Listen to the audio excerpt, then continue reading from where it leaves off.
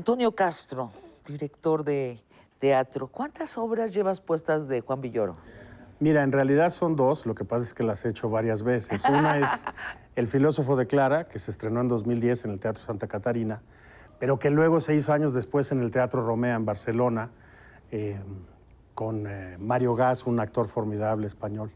Y ahora La desobediencia de Marte, que también la hemos hecho dos veces, hace un par de años con Joaquín Cosío y Chema de Tavira, y ahora con Víctor Trujillo y Mauricio Isaac. ¿Y por qué repetirla?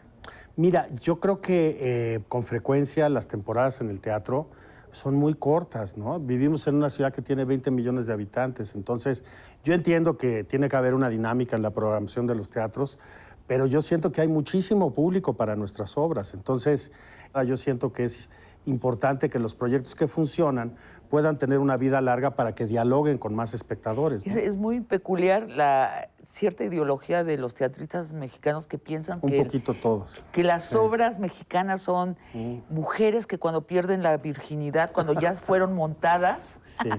ya no se les debe remontar. Sí. Y yo creo que es muy bueno que lo estés haciendo porque así se hacen los clásicos, ¿no? Absolutamente. Los ingleses saben que son en las reposiciones que se perfeccionan las obras y se vuelven clásicos. Y que puedas ir de un espacio a otro, y si cada vez tienes un espacio donde llegas a más público, pues mejor, ¿no? Y fortalecer el ciclo de giras para que lo que se hace aquí también se pueda dialogar con públicos en otros lugares del país. ¿Cómo trabajan ustedes?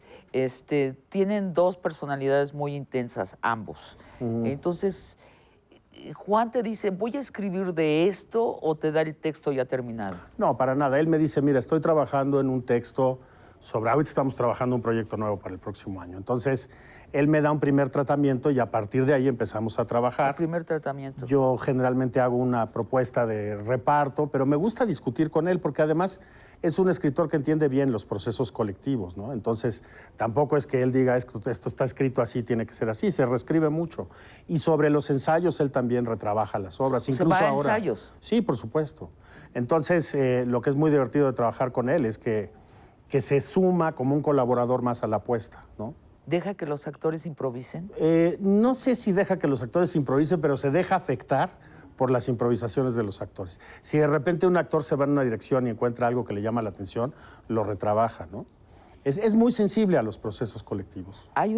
Esto toca el tema de la desobediencia de Marte, que es el choque entre lo ideal y lo imperfecto. Sí. Bueno, la obra está llena de oposiciones, ¿no? Es una historia que ocurre en varios planos, pero en el primer plano, que es el choque de estos dos astrónomos, que son personajes históricos, pues difícilmente podrías encontrar personajes tan distintos, ¿no?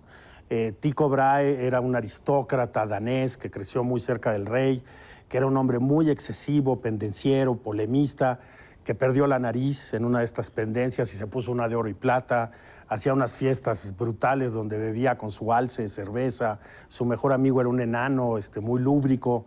Entonces, que este señor, que era un gran astrónomo, colaborara con Kepler, que era este jovencito de la Selva Negra de Alemania, muy protestante, muy religioso, muy austero, un hombre de pocas palabras, pues es increíble que de esa oposición se hubiera entendido cómo funcionaban las órbitas de los planetas del Sistema Solar, y toda la obra está hecha a partir de esas oposiciones, no solo entre lo que podría ser y lo que es, sino también entre, pues, este diálogo entre la repulsión y la atracción de lo más gigantesco que hay, que es el universo, que luego aterriza en lo más pequeño que hay, que somos nosotros, ¿no?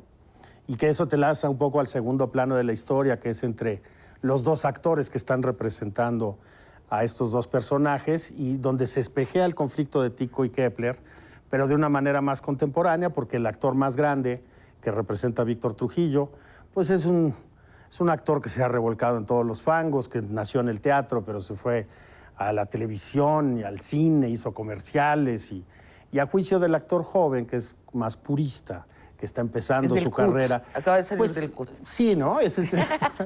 Lo ve como un poco el enemigo a vencer, como el traidor. Y hay un tercer plano. Bueno, hay un tercer plano cuando se cruzan y ya no sabes en cuál de las dos historias estás, porque los personajes, tanto el histórico como los contemporáneos, se parecen mucho, ¿no? Y hay un momento de la historia donde rebota del pasado al presente de una manera muy loca, donde ya no sabes exactamente qué está pasando. Me refería a la relación familiar que resulta que Bueno, terminan es que hay teniendo. una relación padre-hijo, de alguna manera se insinúa, ¿no?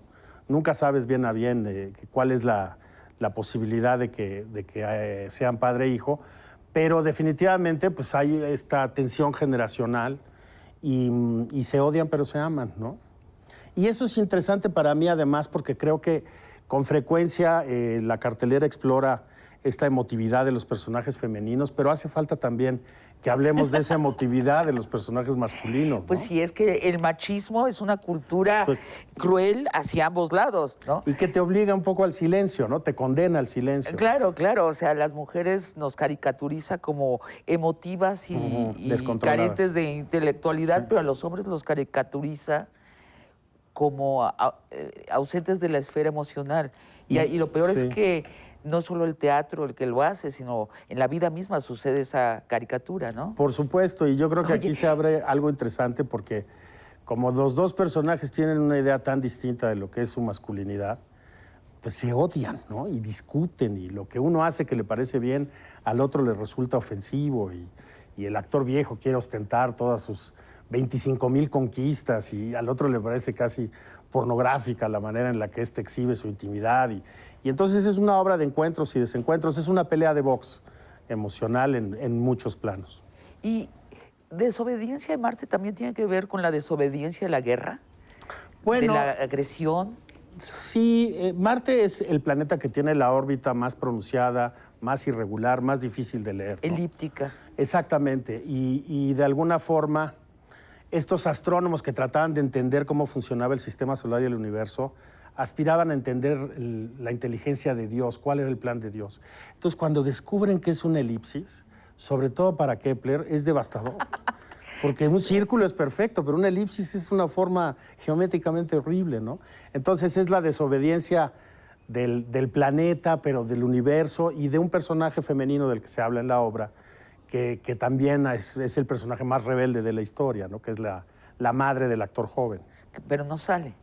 No sale, pero es de estas presencias que ronda la obra casi de manera protagónica. Sí, bueno, es el momento donde Einstein, se me va a ir el nombre del físico, pero le dice, es que Dios no piensa así. Y el otro físico más joven que Einstein le dice, deja de decirle a Dios cómo piensa, ¿no? Pues sí. Dios no juega los dados. Bueno, pues eso es lo que tú dices, pero resulta que sí juega los dados. Sí hay una gran cantidad de azar y de imperfección en lo natural.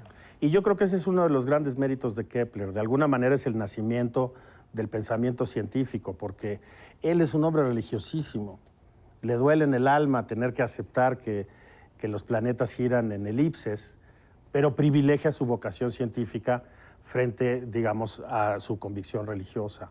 Y sí hay un antes y un después. Y es increíble que todas estas mediciones las hacían con el ojo, ¿no? Sí, sin telescopio. Sí, unas décadas después Galileo va a inventar el telescopio. ¿Y qué tal trabajar con Trujillo?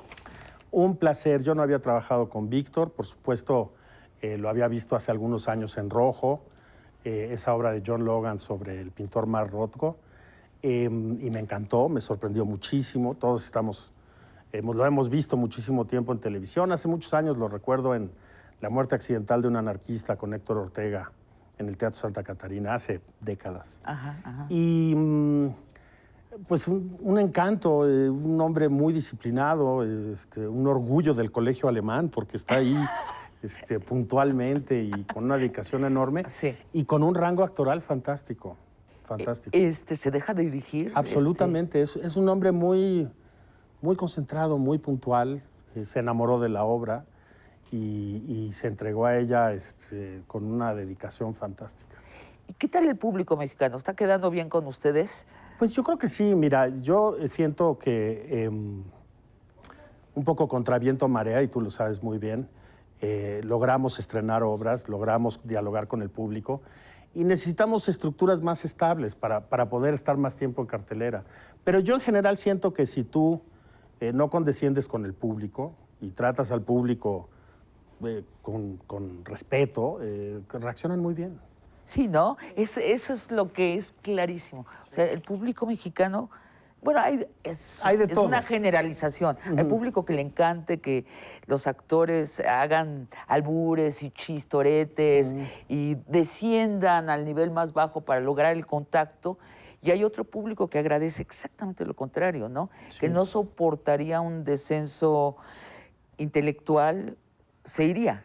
Sí, y yo creo lo que el movimiento disfrutas, de teatro en la ciudad y en el país es mucho más sólido y mucho más rico de lo que mucha gente cree. Se está haciendo mucho teatro y mucho de ese teatro es muy buen teatro. ¿Qué te parece la 4T y el teatro? Mira, veo con muy buenos ojos la rectificación en el FONCA. Me inquietó mucho ese arranque donde se dijo que había que dinamitar el FONCA y todo esto que... Un señor con el pelo pintado de azul decía Oye, eso. pero lo más decente que tenemos es el FONCA, ¿no? Sí. Lo es que ha decir, funcionado tiene- mejor.